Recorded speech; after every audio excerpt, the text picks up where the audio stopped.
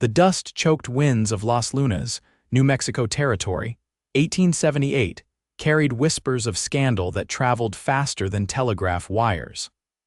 Olivia Newcomb stood on her father's porch for the last time, her valise clutched in trembling hands as the town council's verdict echoed in her ears. Banished. For bringing shame upon this community and consorting with that Mexican outlaw. The disapproving faces of her neighbors burned into her memory as they watched her final moments in the only home she'd ever known. At 22, Olivia had never imagined becoming an exile, cast out from decent society for daring to love a man deemed unworthy by the small-minded townsfolk. "You have until sundown," her father had said, his voice cold as the winter desert night. "After that, you are no daughter of mine." Her mother had wept silently in the corner, too frightened of her husband to offer comfort or resistance. Olivia's sisters, both younger and thoroughly terrified of following in her footsteps, had been forbidden from saying goodbye, the crime that warranted such punishment. Loving Miguel Sanchez, the son of a rancher from south of the border. In the eyes of Las Lunas' most prominent citizens, Miguel was nothing but a dirty Mexican despite his education in Santa Fe and his gentle nature. Their courtship, conducted largely in secret over the past 8 months, had been discovered when Sheriff Wilkins caught them embracing behind the mercantile. Word spread quickly. By nightfall, Reverend Thatcher was pounding on the Newcomb family door, demanding action against the sinful daughter who consorted with undesirables. Her father, obsessed with his standing in the community as the town banker, chose reputation over family. And now Olivia stood alone, watching the sun creep toward the western mountains. She had no destination, little money, and even fewer prospects. Miguel was gone run out of town 3 days earlier by armed men who'd threatened to hang him if he ever returned. He'd promised to send for her when he found safe haven, but how would he even know where to look, Miss Newcomb? The voice startled her from her thoughts. Olivia turned to find Vernon Xanders sitting atop his dun stallion at the edge of the property. The cowboy's weather-beaten face betrayed no emotion, though his eyes held something she couldn't quite name. Sympathy, perhaps, or understanding. Vernon worked for the Lazy S Ranch outside town. They'd exchanged pleasantries at social gatherings, but little more. He was regarded as a skilled horseman and reliable ranch hand, though he kept mostly to himself. "Mr. Xanders," Olivia acknowledged with a nod, attempting to maintain dignity despite the tears threatening to spill down her cheeks. "Heard what happened," he said simply. "Reckon you could use a ride somewhere. I appreciate the offer, but I wouldn't want to bring trouble to anyone else." She straightened her spine, determined not to appear broken. "The good people of Las Lunas have made their feelings quite clear about those who associate with me." Vernon's mouth quirked slightly. "Never much cared what this town thinks. Been on the wrong side of their opinions myself more'n once." He adjusted his hat, shielding his eyes from the lowering sun. "I've got a cabin about 15 miles north. You're welcome to stay there while you figure things out." Olivia hesitated. A single woman accepting such an offer from a man she barely knew would confirm everything the townspeople said about her character. Yet what choice did she have? The nearest town was 30 miles away and night was approaching. "Why would you help me?" she asked. Vernon was quiet for a moment. "They say they're banishing you for loving the wrong man." His voice was low, thoughtful. "Way I see it, then you loved right once. More than some folks manage in a lifetime." Something in his words, the simple, unadorned truth of them, touched Olivia deeply.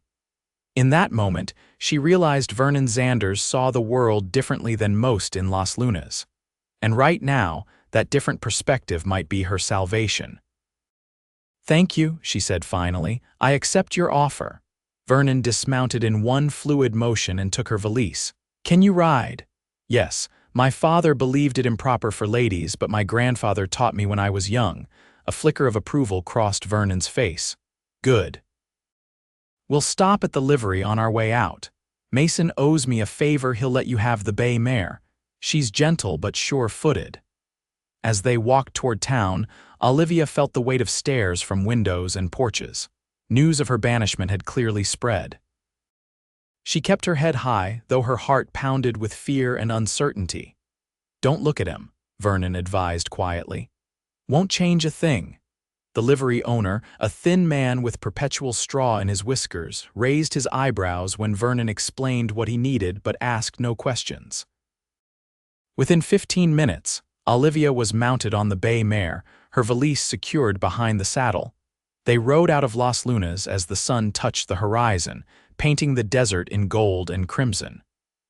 Olivia didn't look back, though she felt the ache of leaving everything familiar behind. Ahead lay uncertainty and the strange comfort of a stranger's kindness. Vernon rode slightly ahead, his broad shoulders silhouetted against the darkening sky. He hadn't asked about Miguel or pried into the details of the scandal. His silence was strangely comforting, not judgmental, merely allowing her the dignity of her private thoughts. As the lights of Las Lunas faded behind them and stars began to prick the vast New Mexico sky, Olivia felt something unexpected stir within her chest. Not quite hope it was too soon for that, but perhaps its quiet predecessor, possibility. The journey to Vernon's cabin took nearly 3 hours. They rode mostly in silence, the rhythm of hoofbeats on packed earth a soothing counterpoint to Olivia's tumultuous thoughts. Occasionally, Vernon would point out landmarks visible in the moonlight or warn of rough terrain ahead. When they finally arrived, Olivia was surprised. She'd expected a rough line shack, but Vernon's home was a solidly built cabin with a small attached corral and outbuilding. A stream gurgled nearby and cottonwood trees provided shelter from the elements. "It's not much," Vernon said as he helped her dismount, "but it's quiet." "It's lovely," Olivia replied honestly. After the stifling constraints of town life, the openness of this place felt liberating. Inside, the cabin was simple but clean. A stone fireplace dominated one wall with a table and chairs nearby. A curtain separated the main room from what she assumed was a sleeping area. "You can take the bed," Vernon said, lighting a lamp. "I'll sleep by the fire." "I couldn't possibly. You can and will," he interrupted firmly but not unkindly. "Been sleeping under stars most of my life. 4 walls is still something of a luxury." As he built a fire to ward off the desert night's chill, Olivia stood awkwardly in the center of the room. The reality of her situation was finally sinking in, homeless, familyless, dependent on the charity of a man she barely knew. "Mr. Xanders, Vernon," he corrected. "Out here formalities seem a waste of breath." "Vernon." She tested the name. "I don't know how to thank you properly, but I need you to understand that this is temporary. Miguel will send for me once he's settled somewhere." Vernon nodded without turning from the fire. "Course he will. In the meantime, you're welcome here." "I can cook and clean," she offered quickly. "I wouldn't want to be a burden." Now he did look at her, the firelight casting shadows across his features. "You're not a burden, Miss Newcomb. You're a person who got dealt a poor hand by folks who should have known better." "Olivia," she said softly, "if we're abandoning formalities." He nodded again. "There's food in that cupboard, not much variety, I'm afraid. We can ride to Santa Clara in a few days for supplies." The mention of another town sent a spike of anxiety through her. "Will they know about me there?" Vernon shook his head. "Different county, different gossips. Besides, Santa Clara's got its own troubles without borrowing from Las Lunas." Relief washed through her. "Thank you for everything." "Get some rest, Olivia. Tomorrow's soon enough to figure out what comes next." Behind the curtain, Olivia found a narrow bed with clean, if worn, blankets. She changed quickly into her nightgown, grateful for privacy after the emotional ordeal of the day. As she lay in the unfamiliar bed listening to Vernon moving quietly around the cabin, exhaustion finally overtook her. Her last thought before sleep claimed her was that, for someone banished from all she knew, she had been remarkably fortunate in her landing place. Morning arrived with the soft cooing of mourning doves and sunlight streaming through the single window near the bed. For a moment, Olivia was disoriented, but memory quickly rushed back. Las Lunas. Banishment.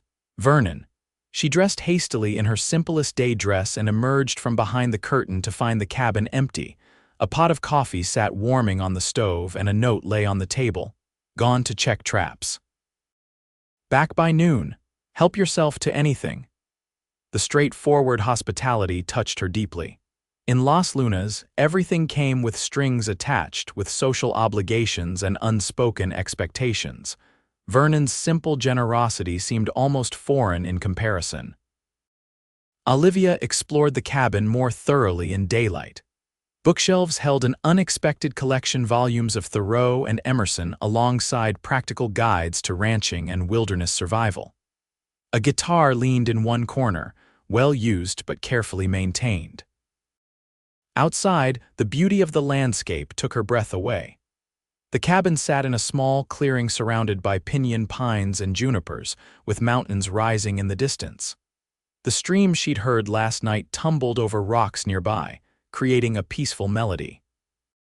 She was sitting on the porch step, simply absorbing the tranquility when Vernon returned shortly after noon.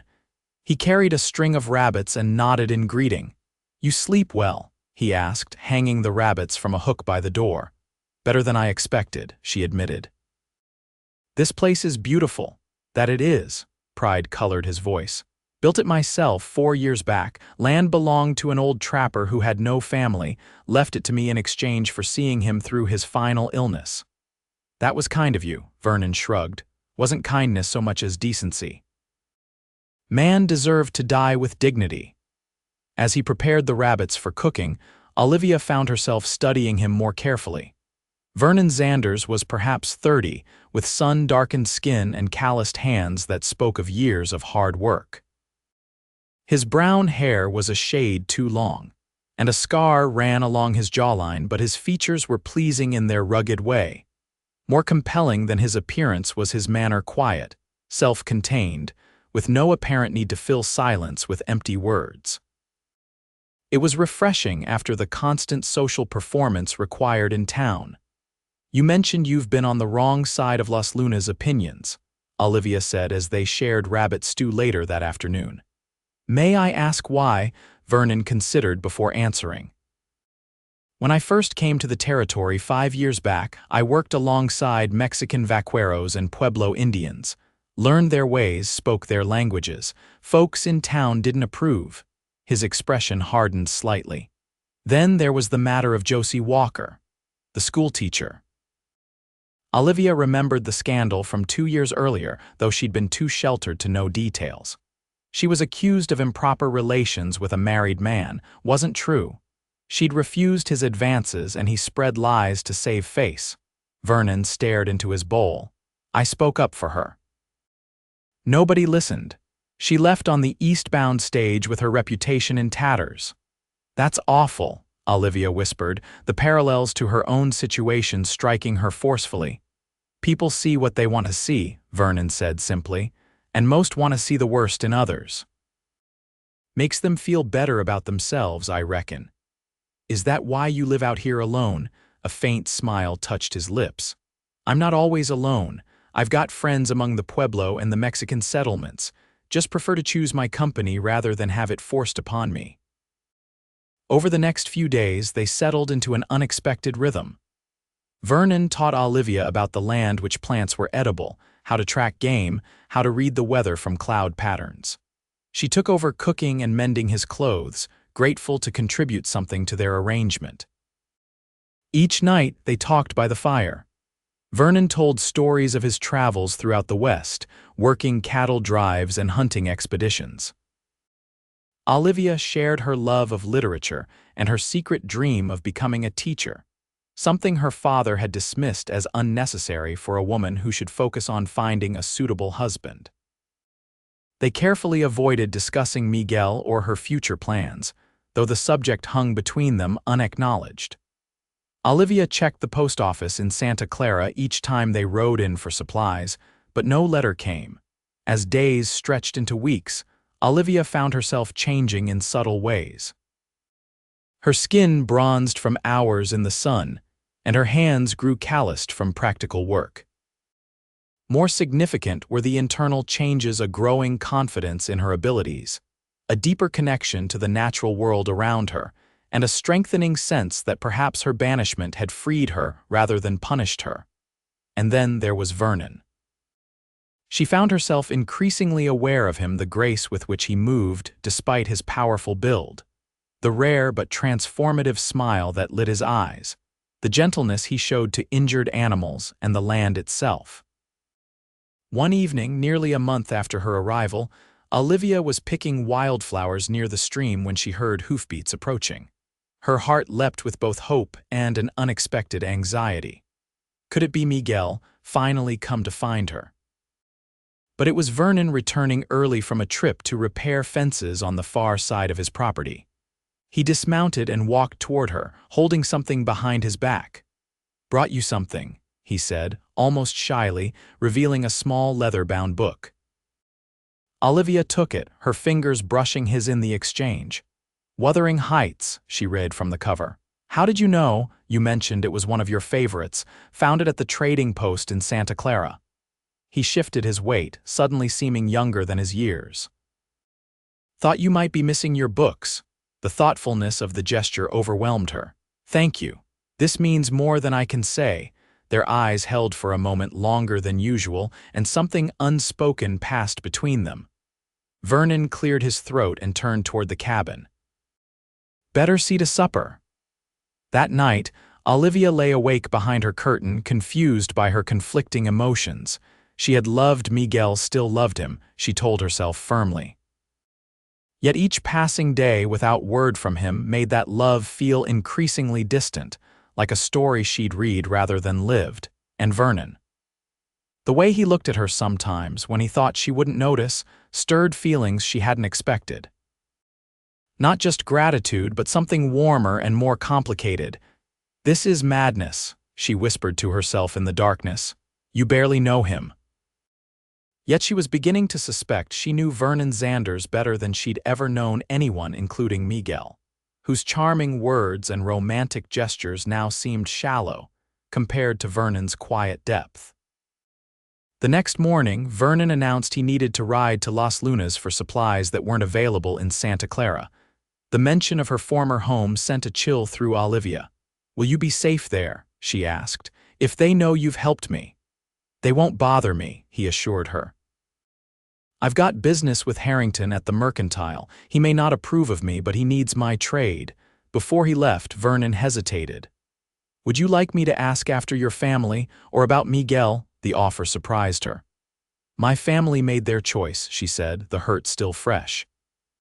Then, more hesitantly, "But if you hear anything about Miguel Sanchez, I would be grateful to know." Something flickered across Vernon's face, resignation, perhaps, but he nodded. "I'll be back tomorrow before sundown." The cabin felt strangely empty without his presence.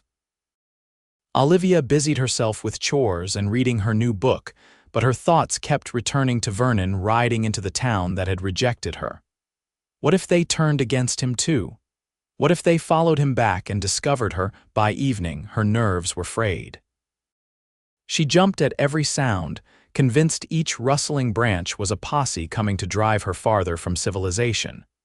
When hoofbeats finally approached near midnight, she grabbed the rifle Vernon had taught her to use and stood trembling by the door. "Olivia, it's me." Relief flooded her at Vernon's voice. She unbarred the door to find him looking exhausted but unharmed. "You're safe," she breathed. "Course I am. Told you they wouldn't bother me." He stepped inside, removing his hat. "But I did hear news." Olivia's heart quickened. "About Miguel." Vernon nodded, his expression carefully neutral. "He's in Albuquerque, working for a merchant there. Seems he's doing well for himself." "Did he?" She swallowed hard. "Did he ask about me?" The slight pause before Vernon answered told her everything. "No, Olivia. From what I gathered, he's moved on. There's talk he's courting the merchant's daughter." The words landed like physical blows. Olivia sank into a chair, trying to process this betrayal. Miguel's passionate promises that he would send for her, that they would build a life together, had evaporated like morning mist under the hot sun of opportunity. "I'm sorry," Vernon said softly. "Thought you should know the truth." Tears spilled down her cheeks, but they were tears of anger as much as sorrow. "I gave up everything for him, my family, my home, my reputation, and he simply replaced me." Vernon knelt before her chair, his eyes level with hers. "Some men aren't worth the sacrifice." "You deserved better than what he gave you." Something in his steady gaze anchored her. Without thinking, she reached out and touched his scarred jawline. "Thank you for telling me, for not sparing me the truth." His hand came up to cover hers, warm and calloused. For a breathless moment, the world narrowed to just the two of them in the lamplight. Then Vernon gently removed her hand and stood. "You should rest," he said, his voice rougher than usual. "Morning comes early." In the days that followed, Olivia mourned not so much for Miguel himself, but for the future she'd imagined with him. Yet mixed with her grief was a surprising sense of freedom. The uncertainty that had haunted her of waiting for Miguel to determine her fate had been replaced by the knowledge that her future was now entirely her own to shape. She threw herself into learning everything Vernon could teach her about surviving in this wild country. He showed her how to shoot with accuracy, how to navigate by stars, how to read animal tracks. In turn, she read to him from his books in the evenings, sometimes catching him watching her with an expression that made her heart beat faster. They began venturing farther from the cabin, exploring the beautiful, rugged landscape. On one such expedition, nearly 2 months after her arrival, they discovered a hidden valley where wildflowers carpeted the ground in a riot of colors. "It's magnificent," Olivia breathed, dismounting to walk among the blooms. "I've never seen anything like it." Vernon smiled, one of his rare, full smiles that transformed his face. "Not many have. Land out here holds its secrets close." They picketed the horses and shared a simple lunch beside a small spring. The day was perfect, clear blue sky, gentle breeze, the scent of flowers heavy in the air. Olivia felt a contentment she'd never known in Las Lunas with its rigid social hierarchies and constant judgment. "I've been thinking," she said, picking a wildflower and twirling it between her fingers. "I can't stay with you forever." Vernon's expression shuddered. "You're free to go whenever you wish. I never meant to keep you." "That's not what I meant," she said quickly. "You've been more generous than I had any right to expect, but I need to make my own way somehow." She took a deep breath. "I've decided to apply for the teaching position in Santa Clara. Their school teacher is leaving at summer's end." Surprise registered on Vernon's face, followed by something that looked like pride.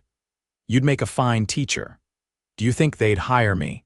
"A woman with no credentials except a decent education and determination," Vernon considered. "Santa Clara's not like Las Lunas.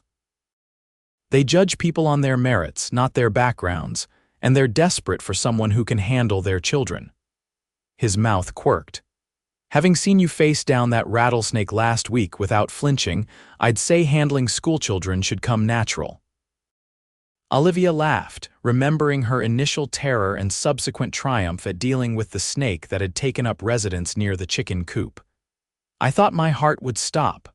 Wouldn't have known it to look at you." His voice had softened. "You're stronger than you know, Olivia Newcomb." The way he said her name sent a shiver through her that had nothing to do with the breeze. Their eyes met and held, and this time neither looked away. "Vernon," she said softly, "why did you really help me that day? The truth." He was quiet so long she thought he might not answer. When he finally spoke, his voice was low and measured. "I'd seen you before. In town. Not just in passing, but really seen you. The way you slipped extra candy to the Mendez children when their mother couldn't afford it. How you defended that half-Chinese boy when others mocked him." He looked away toward the distant mountains. "You were different, kind when it wasn't required, brave when it mattered." He drew a deep breath. "When I heard what happened, how they cast you out for loving someone they disapproved of, it seemed the greatest injustice. I couldn't stand by and watch." "So it was pity," Olivia said, a strange disappointment coloring her voice. Vernon's eyes returned to hers, intense and clear. "No, it was admiration, and maybe something else I didn't have a right to feel."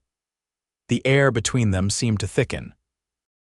Olivia's heart pounded in her chest as she realized what he wasn't saying, what perhaps he'd been not saying for weeks now. "What if," she said carefully, "you did have that right?" Vernon went very still. "Olivia," he said, her name almost a warning, "you don't owe me anything, not gratitude, not anything else. This isn't about owing." She moved closer, close enough to see the flecks of gold in his brown eyes.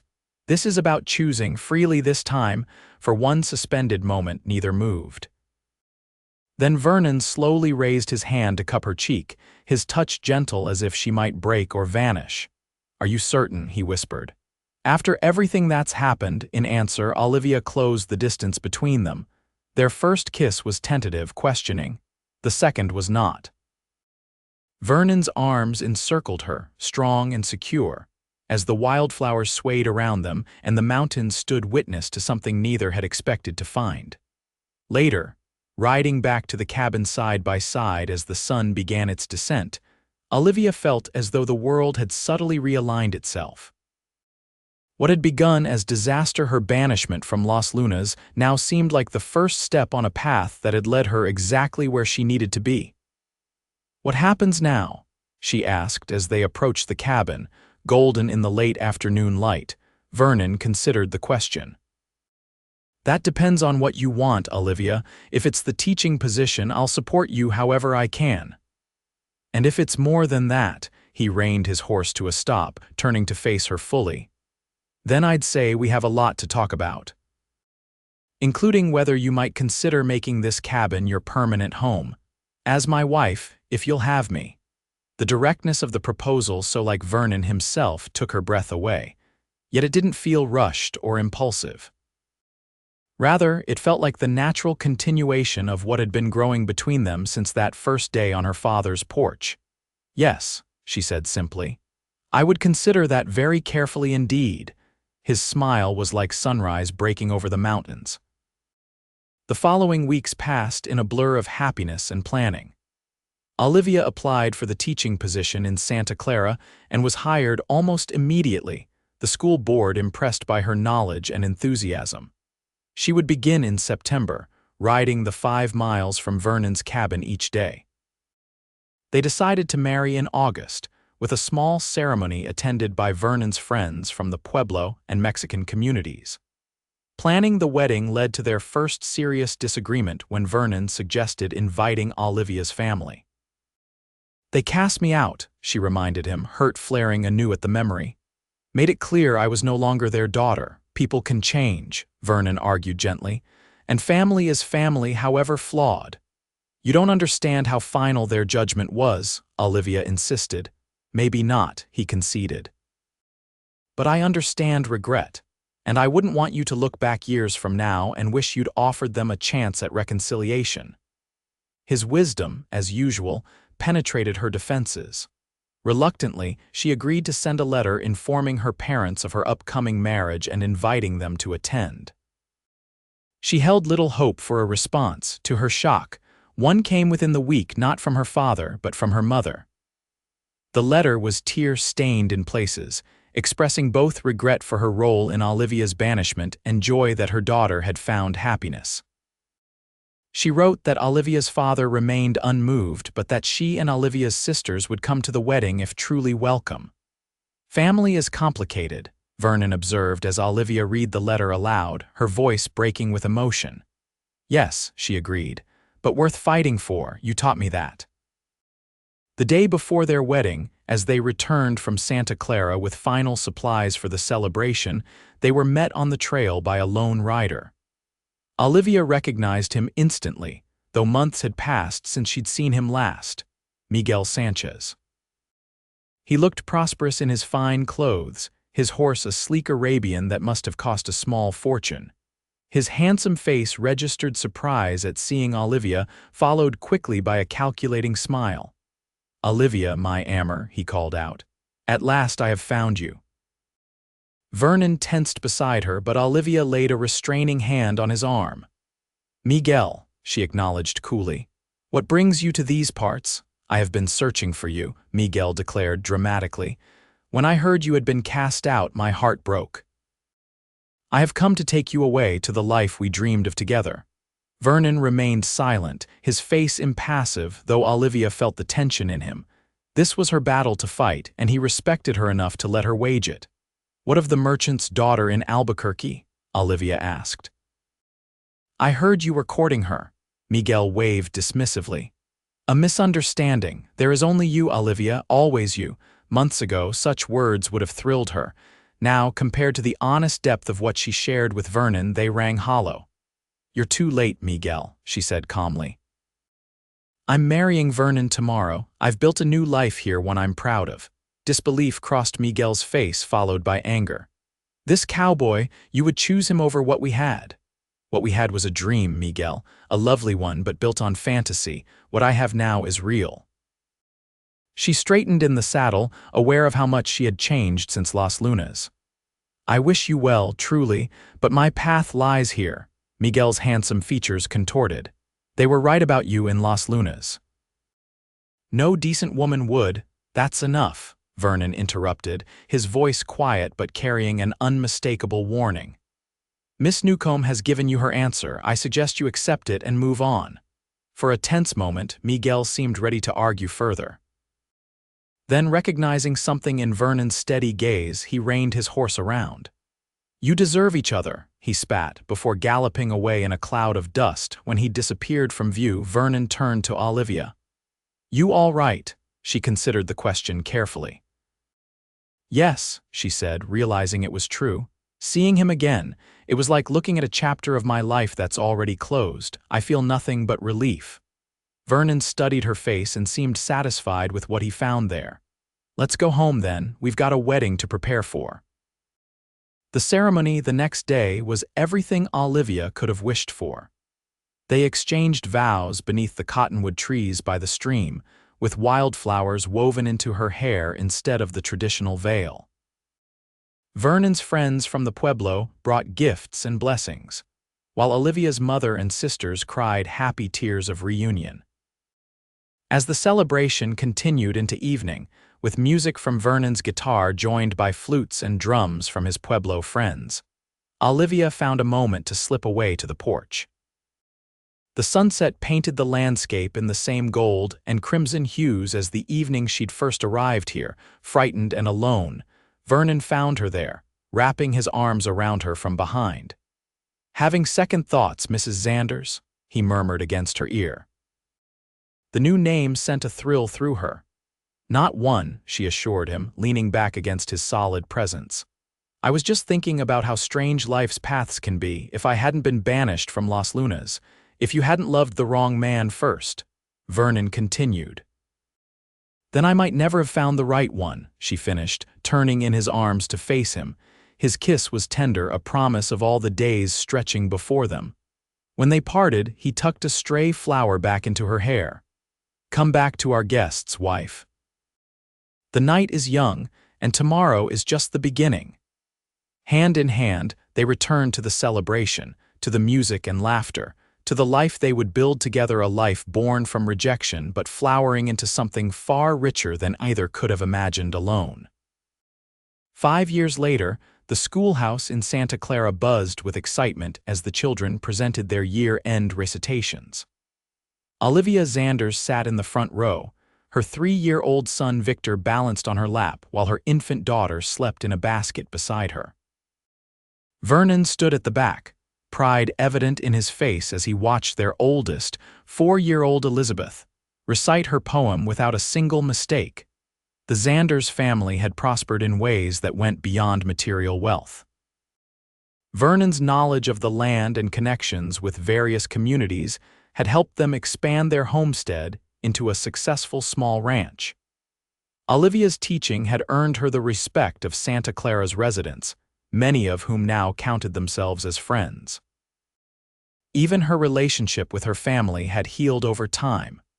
Her father, initially unyielding, had finally relented after Elizabeth's birth, unable to resist meeting his first grandchild.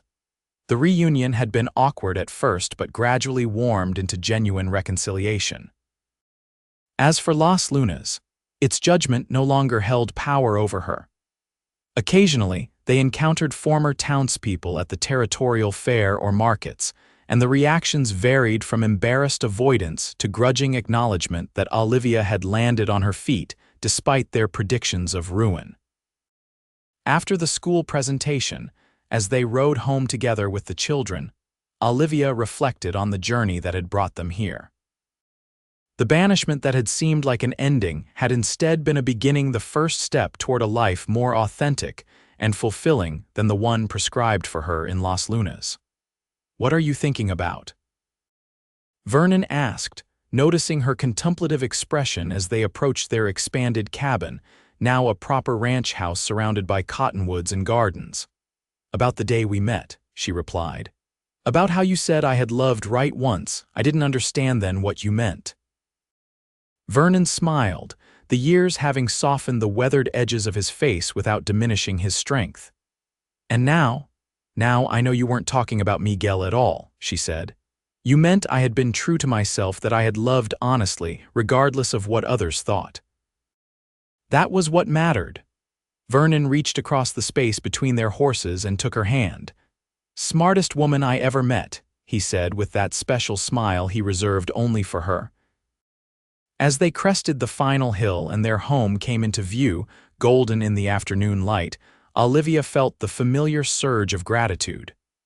The path had been unexpected, sometimes difficult but ultimately blessed.